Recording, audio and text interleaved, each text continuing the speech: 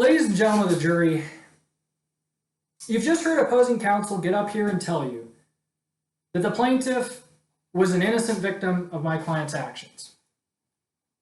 That's not true. That's not what we've heard today. Mr. Ramirez is not an innocent victim of my client's actions. He's a victim of his bad choices.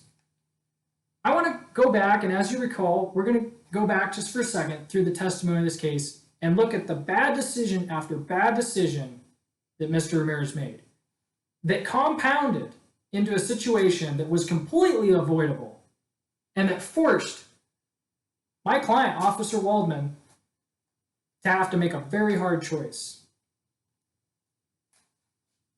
How did this all start? It was Friday, December 6th. The choices. How did Mr. Ramirez start that evening? He chose.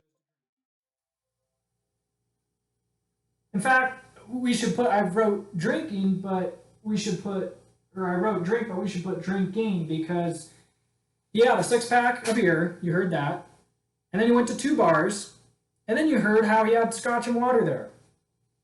Now my client, he chose to work. He was working, right? Was on duty. Was called to a burglary suspect incident, or burglary in progress. And what happened next? Well, Mr. Ramirez chose to drive. Now, driving's not a bad decision. We probably all drove to get here. But driving after drinking and driving aggressively is a bad decision. And that's what Mr. Ramirez did. That's what the plaintiff did. He drove aggressively. You heard the testimony that as he continued on California Avenue, going home, he came across a slow-moving vehicle. That was my client's vehicle. And his immediate response to this was to come unhinged, to become aggressive, honking, tailgating, swerving his vehicle, yelling inside of his car. Now, let's look at the choice my client made. A choice to drive carefully. You heard that. He was going slow. Officer Waldman and Officer Levy were going slow, driving carefully. They were in the right lane, and they were looking for a suspect. That's in stark contrast to Mr. Ramirez's behavior. And that his behavior made them have to make a choice. They could have continued on California Avenue and possibly have Mr. Ramirez become even more enraged. But they chose to de-escalate the situation. They turned off onto Evergreen Avenue.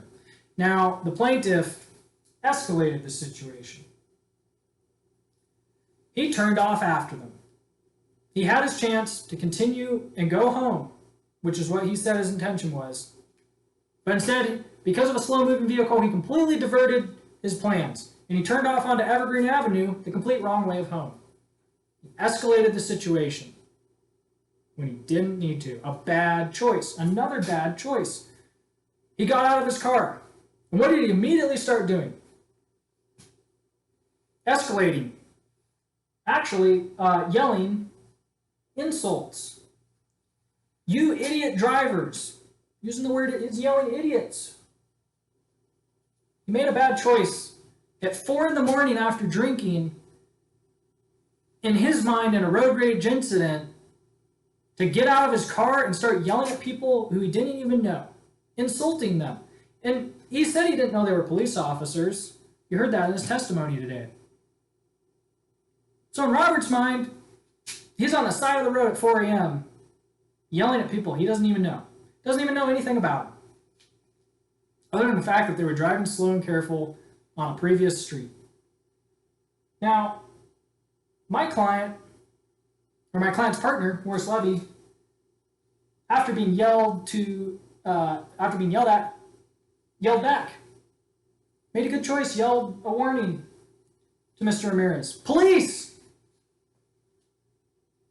Hey, buddy, 2 police officers here. Let's tone it down. This doesn't need to go any further.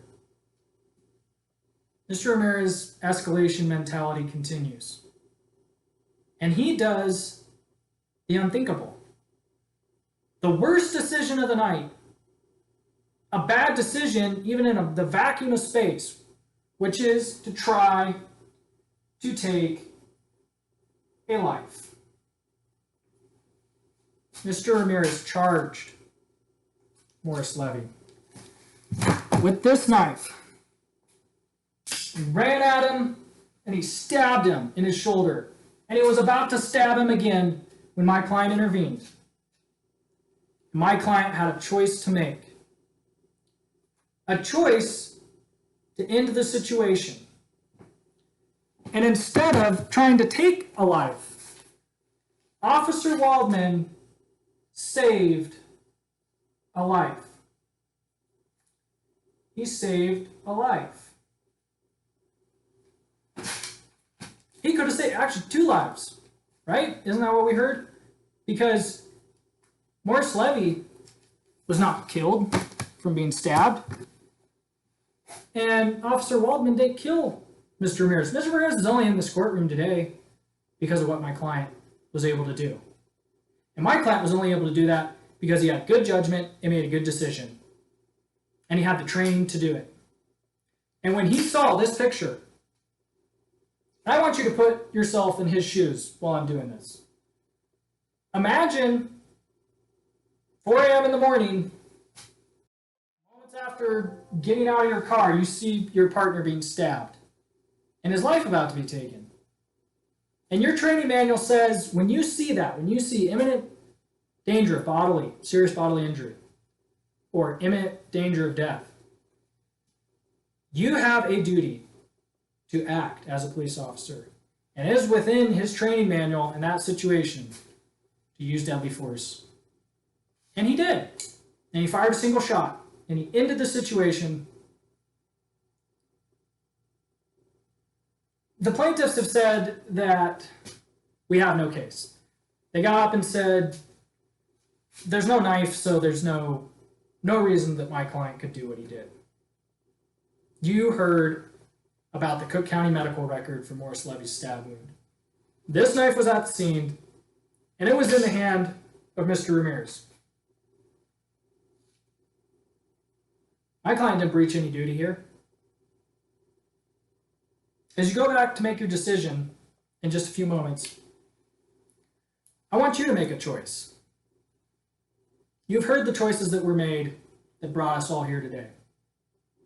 And now you're going to have the final choice, deciding for the plaintiff or my client. And when you decide, I want you to think of the bad choices Mr. Ramirez made. And I want you to think of the choice you would have had to make.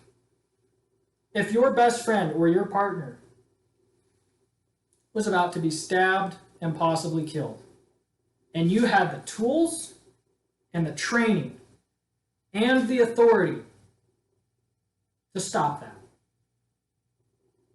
please find for my client. Make that choice today. Thank you so much for your time.